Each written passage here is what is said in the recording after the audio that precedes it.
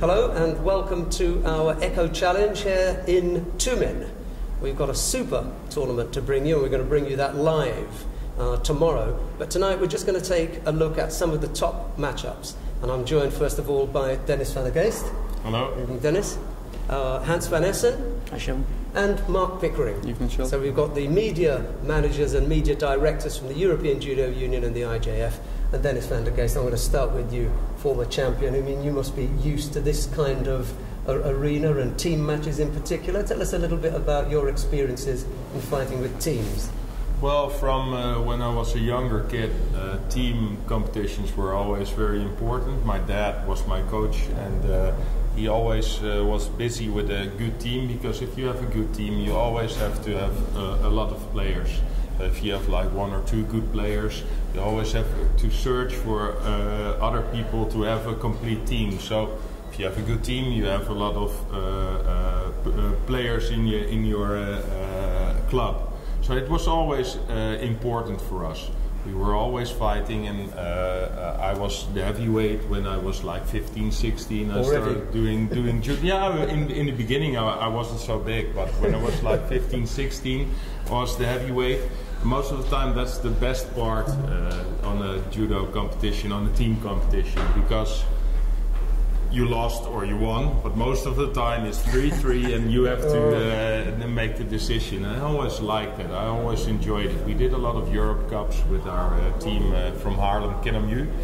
You had some big clubs then, the Amersberg, St. Petersburg, all big clubs. They bought other players. We were like just a team with the Dutch guys. We had one English guy inside because he was... token Englishman. Yeah, we just adopted him. And we were fighting as friends.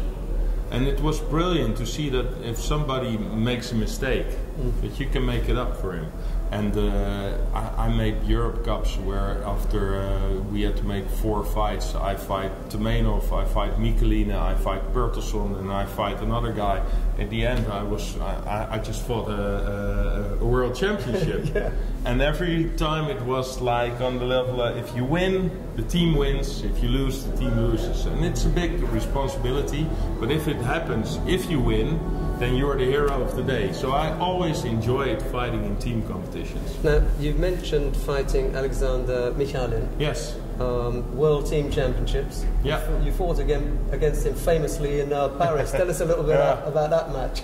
No, if I had to fight Alexander, it was always close and always very intensive fighting. He's a left guy, I was a right fighter, and we were always fighting really hard. So sometimes the tension gets high. I had that with Michelina, I had that with Tomenov, I had that with Bertelson. There was also a fighter. It was very aggressive, and then in the moment you're willing to kill each other. You had something against that Eastern bloc. We were standing to and they had something against me. You know, it was always But you have, of course, you know, when you're fighting at the highest level, it's always the same people who are competing for the medals. So I fight Michelin many times, and so he is really.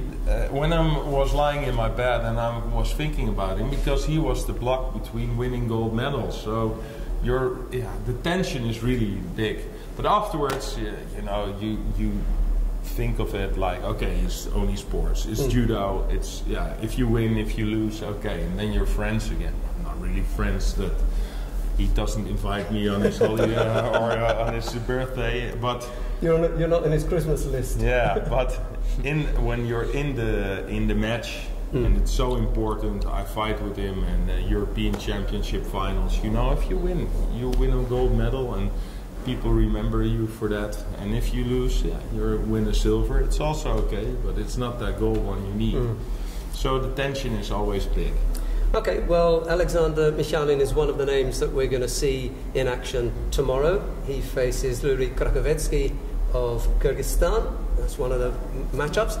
Hans van Essen, what have you picked out as far as a top draw matchup? What's caught your eye? It's quite clear, Sheldon. It's the top fight of the day, I'd say. It's the under 60 kilogram fight between the world champion and the Olympic champion. So it's Galstian against Takato, and Takato is really in a very good shape. He won the tournament in Tokyo, and I think he's a brilliant, innovative fighter doing complete weird techniques that we don't even understand as a commentator. And you see something happening, and from which corner did he do that? And that's an amazing fight against Galstian, who, okay, is warming up for, let's say, 2016 for this qualification period, and which will start in June, I think.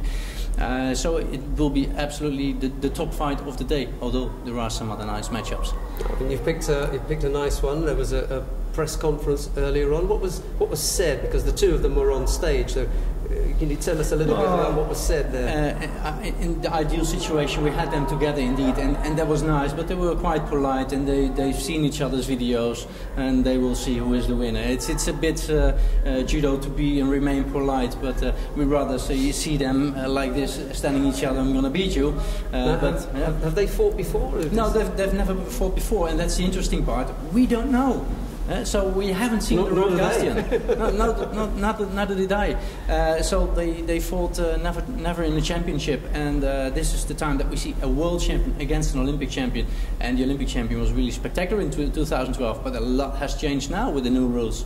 Great, that's a nice match up there. Thanks very much, Hans, for that. Arsene Galstian, Takato now he's in the under 60 kilo category. That's not the opening match because we've got a women's match to open it up, but I'll come to that in a moment. Before I do that, let's have a word with Mark Pickering and see who it is that Mark has picked out as his top match. Mark. I've picked out under 63 kilograms. That's Annika van Emden from Europe, and she'll be facing Abe Kane of Asia.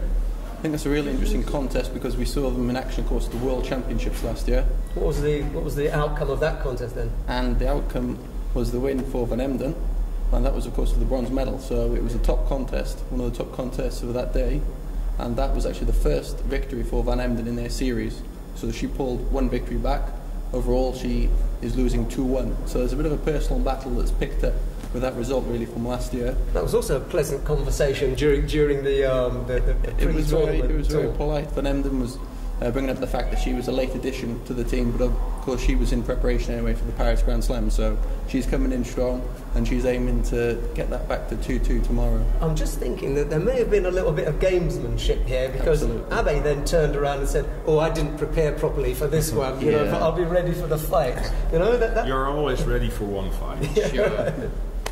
Okay. It's the same with Dex in a way. Dex Helmut against Tsagan Batar. They know each other very well, but from another category, under 66. Never they fought in this category, but for sure for one fight they will be ready. Most of the time you also see like the Russian fighters and the Georgian fighters.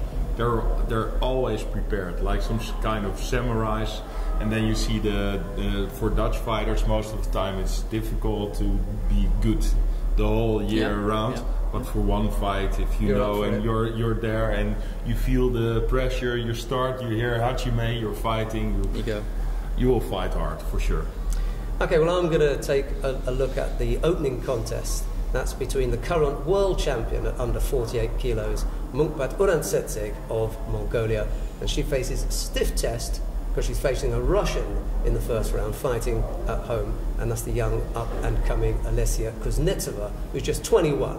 She's got terrific newaza, so real strength, and that's an interesting matchup, and that kicks the whole thing off. We're going to bring you live coverage of that. We hope you'll enjoy it. I want to thank my guests, Dennis van der Geest, Hans van Essen, and Mark Pickering. See you soon.